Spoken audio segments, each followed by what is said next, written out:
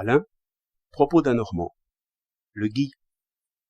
Quand les gelées ont fait tomber les feuilles, chacun peut voir les grosses touffes de gui, désordre sensible aux yeux. Vers le même temps, la jeunesse aime à danser sous le gui.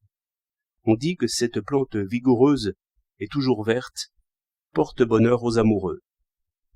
Aussi, l'on voit des charrettes pleines de gui, en sorte que tout se passe comme si la destruction du gui était aussi bien payée que celle des hannetons.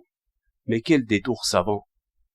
Cette plante détestable est aimée et adorée depuis les temps les plus anciens.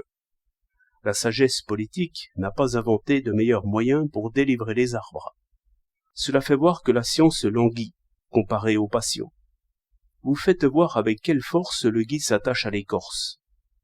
Vous cassez ses branches toujours vertes, toujours gonflées d'un suc étranger.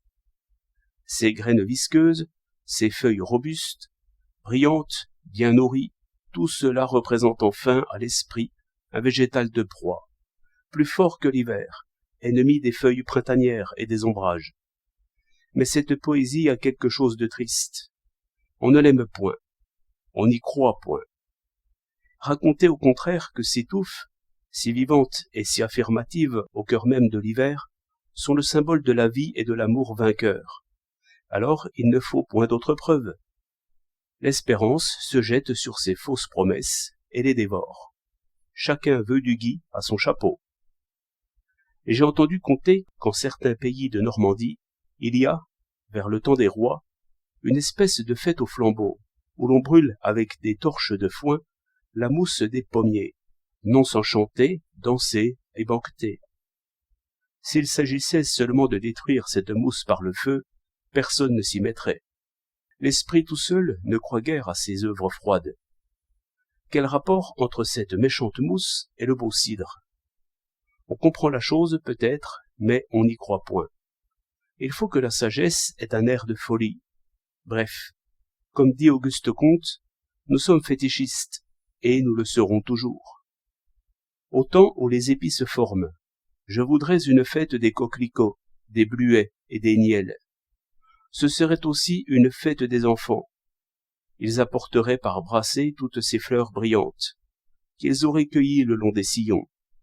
Pourquoi des enfants? Parce que leurs petits pieds trouveraient mieux le chemin à travers les blés et les seigles. Mais il faudrait vouloir qu'ils arrachent le pied, au lieu de couper la fleur. Faudrait-il inventer quelque légende? Non, sans doute. La force persuasive est dans la fête publique elle-même, et tout usage s'établit vite et se conserve, s'il est lié seulement à une joie collective. Ainsi, quand on a saisi les ressorts de la religion, rien n'empêche d'instituer une religion véritable, sans erreur aucune, sans mensonge, et fondée seulement sur le culte, sans aucun dieu. Une des forces de la guerre, c'est qu'elle a ses fêtes et ses emblèmes. La paix n'a que des raisons, ce n'est pas assez. 7 février 1913.